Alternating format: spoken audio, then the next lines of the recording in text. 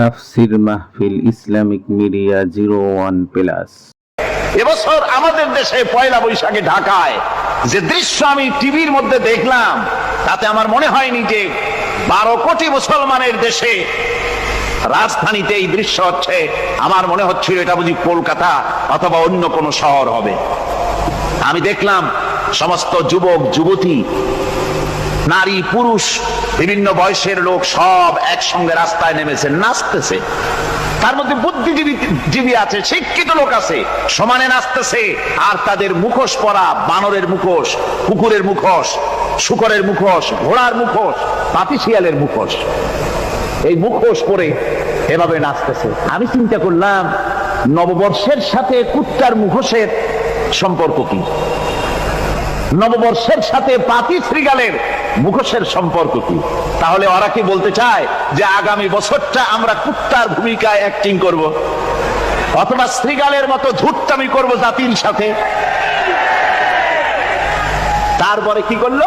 সকাল বেলায় যুবক যুবতী পয়লা বৈশাখ সূর্য উদয়ের আগে রমনা লেকের পাড়ে গিয়ে সব দাঁড়িয়েছে বাসন্তী রঙের শাড়ি পরে। তারপরে সেখানে দাঁড়িয়ে সূর্য উদয়ের পানে তাকিয়ে সকাল বেলায় ভাবে করজোর করে বলছে, এসো হে নববৈশাখ স্বাগতম হে। নববৈশাখ অলক্ষে বোধহয় এটা শুনে বলতেছে, বাবাজিরা আমারে ডাকতেছো, অপেক্ষা করো, আমি আসতেছি। আমারে ডাকতেছো, আমি আসতেছি, কোমরে গামছা বেঁধে আসতেছি, 225 মাইল স্পিডে আসতেছি, 30 ফুট উঁচু জলোচ্ছ্বাস নিয়ে আসতেছি, নববৈশাখের মজা সাত চাকায়। আমার ভাইরা, মুসলমান নববর্ষ উদযাপনের সাথে মুসলমানের কিসের সম্পর্ক? মুসলমান যদি এই দিন উদযাপনই করে, তাহলে তাকে করতে হবে ফজরের নামাজ পড়বে।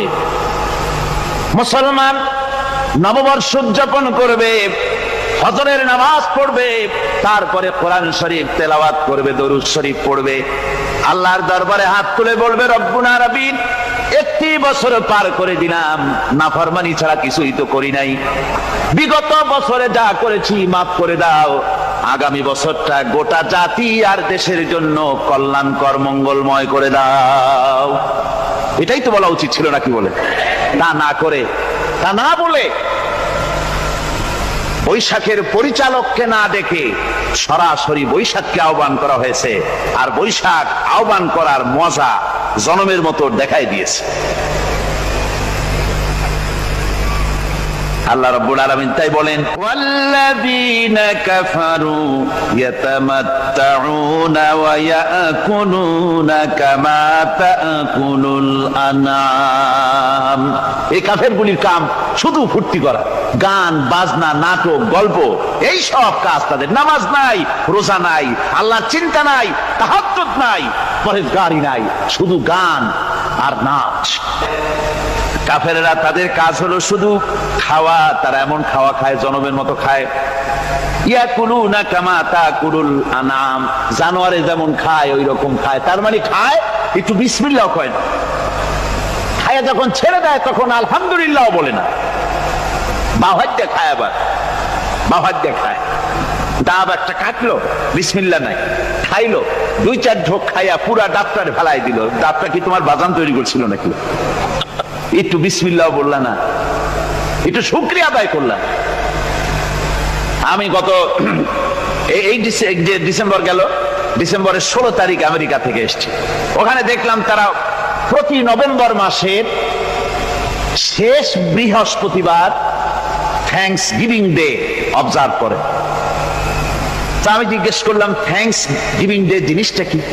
ওরা বললো, এটা হচ্ছে এই যে গড আমাদেরকে সারা বছর ভালো খাওয়াইছে, আমাদেরকে ভালোভাবে পড়াইছেন, সুন্দর রেখেছেন, এই জন্য আমরা গডকে থ্যাঙ্কস দেই নভেম্বরের এই শেষ দিনটিতে। সারা বছরের ভালো খাইছি, ভালো থাকছি, এই জন্য গভর্নমেন্টকে মানে গডকে থ্যাঙ্কস দিলাম। আমি আমার আলোচনায় সেখানে বললাম যে দেখেন, রাশিয়ার সাথে আমেরিকার পার্থক্য তো এখানে। ওরা গডকে অস্বীকারই করেছে, গডই মানে না। আর এরা গডের নামাজ রোজা বা ইবাদত কিছু করুক আর না করুক, গডের অন্তত একটা ধন্যবাদ দেয়।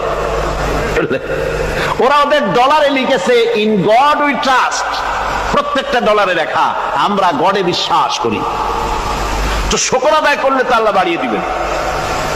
আল্লাহ রাব্বুল আলামিনের সুন্নাত হলো শুকর যদি কেউ আদায় করে আল্লাহ বাড়িয়ে দেন। লা ইন শাকারতুম লাযীদান্নাকুম ওয়া লা ইন কাফারতুম ইন্না আযাবী লাশাদীদ।